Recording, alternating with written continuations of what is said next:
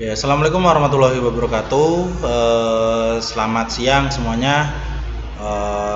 Selamat datang kelas 10 untuk siswa-siswi baru SMK Kesehatan Bakti Indonesia Medika Juwana. Nah, sebelumnya mungkin kalian masih ada yang ingat, masih udah ada yang lupa. Jadi saya perkenalkan lagi, nama saya Pak Heru Arwindo. Kalian bisa memanggil saya dengan panggilan Pak Heru. Nah, di sini Pak Heru akan mengajar bahasa Indonesia. Jadi nanti kalian Pak Heru ampu untuk pelajaran bahasa Indonesia. Nah, untuk pertemuan pertama kita di sini kita akan belajar tentang teks laporan hasil observasi. Nah, sebelumnya mari kita berdoa terlebih dahulu agar ilmu yang kita dapat bisa bermanfaat untuk kita semua. Nah, berdoa menurut keyakinan dan agama kalian masing-masing. Berdoa dipersilakan. Oke, berdoa selesai. Langsung saja mari kita belajar tentang teks laporan hasil observasi. Nah, apa sih teks laporan hasil observasi? Sebelumnya mari kita lihat terlebih dahulu video yang Pak Heru sudah siapkan untuk kalian. Mari kita lihat.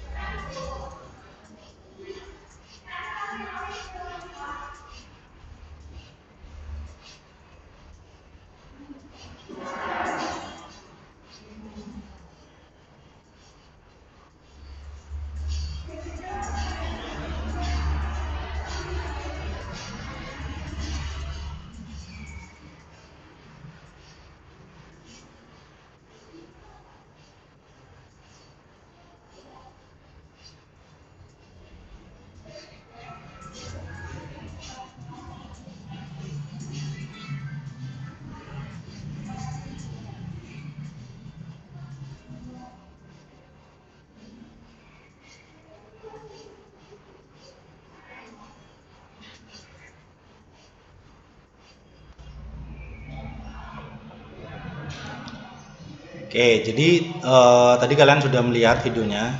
Jadi kalian sudah bisa lah sedikitnya menyimpulkan apa itu teks laporan hasil observasi.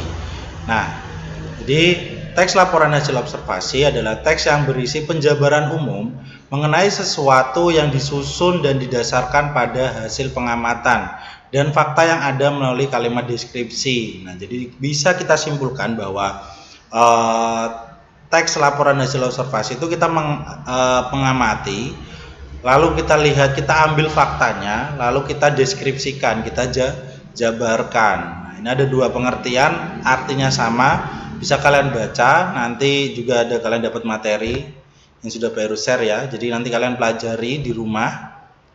Oke, next. Nah, di sini berikutnya ada identifikasi teks observasi. Jadi yang pertama itu harus lengkap. Jadi artinya data dan fakta yang ada dalam laporan harus lengkap. Lengkap di sini artinya faktanya yang ada. Misal tadi harimau. Jadi harimau itu mamalia.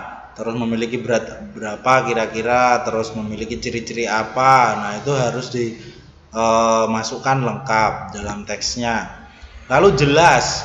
Artinya dalam laporan harus menggunakan bahasa yang benar dan komunikatif. Nah, jadi di sini harus bahasa yang kalian gunakan tidak sulit dimengerti, tapi lebih mudah dimengerti dan sifatnya komunikatif atau bisa dapat diterima oleh orang banyak. Lalu benar, artinya data yang digunakan harus benar sehingga dapat dipertanggungjawabkan. Jadi di sini data yang kalian ambil atau fakta-faktanya yang ada itu benar-benar sesuai dengan yang kalian observasi atau kalian amati. Lalu ada sistematis. Di sini hasil observasi dipaparkan secara runtun berdasarkan strukturnya. Nah, nanti kita pelajari apa itu strukturnya apa aja. Lalu ada objektif. Penulisan bersikap apa adanya dalam memaparkan semua informasi. Jadi di sini tidak ada yang dikurangi dalam hasil observasi kalian. Jadi hasil pengamatan kalian bisa diterima oleh orang banyak. Lalu tepat waktu. Di laporan yang kalian buat harus sesuai dengan batas waktu yang ditentukan. Misal Pak Heru memberikan tugas observasi terhadap sesuatu hal. Nah, ada batas waktunya, kalian sesuai dengan batas waktu yang telah ditentukan. Lalu ada ciri-ciri bahasa teks laporan hasil observasi. Yang pertama mengandung fakta. Yang kedua bersifat objektif, tadi ya, ditulis sempurna dan lengkap.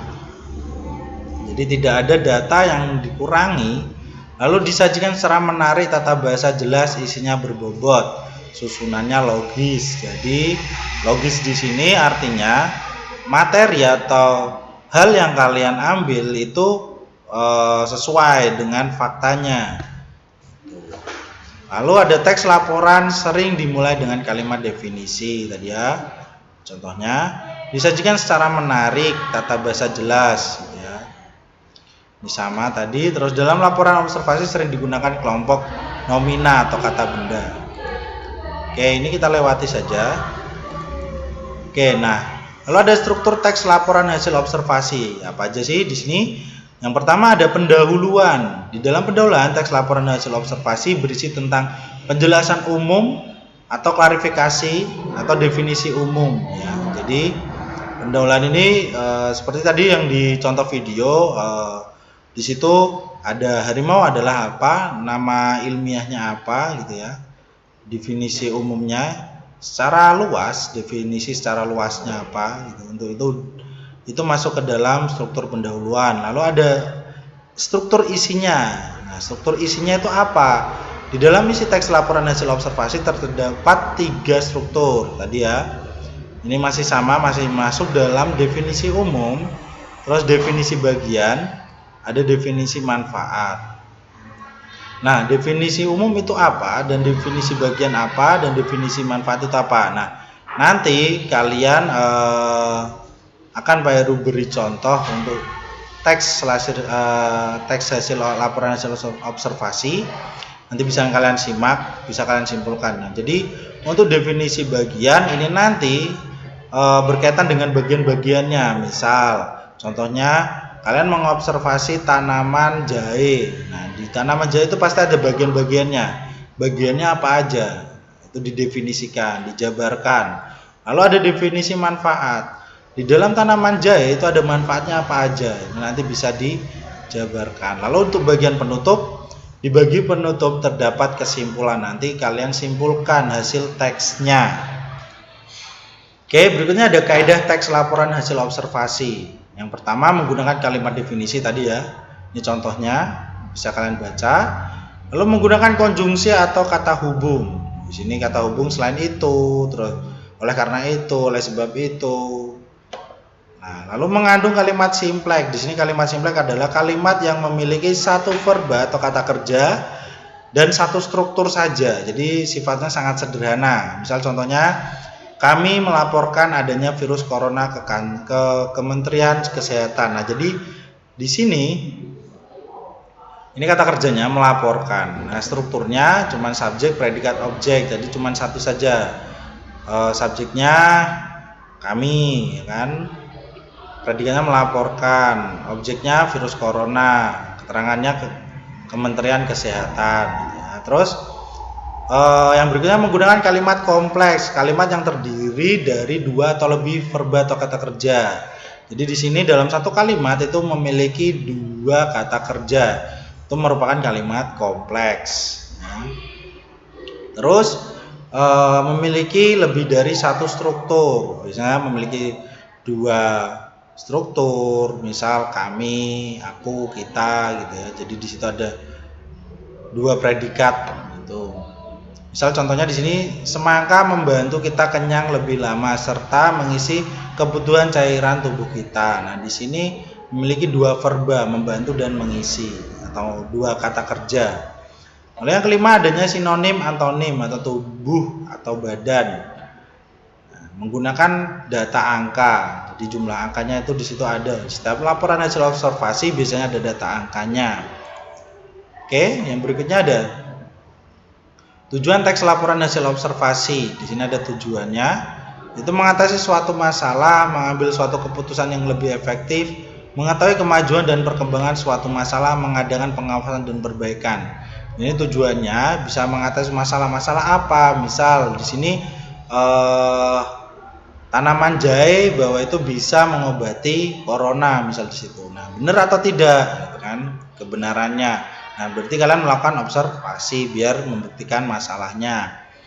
Nah, lalu mengambil suatu keputusan yang lebih efektif. Jadi setelah kalian observasi, kalian putuskan, oh ternyata hasilnya memang benar mengatasi mencegah virus corona, misal seperti itu. Lalu mengetahui kemajuan dan perkembangan suatu masalah. Di sini misal kalian mengamati bahwa orang yang mengonsumsi minuman jahe itu bisa kalian amati terlebih dahulu, jadi mengetahui ya kemajuan perkembangannya. Jadi daya tahan tubuhnya bisa lebih kuat, misal seperti itu. Lalu mengadakan pengawasan dan perbaikan. Nah, misal di sini ternyata di tengah observasi kalian menemui kendala. Jadi di situ kalian bisa melakukan perbaikan.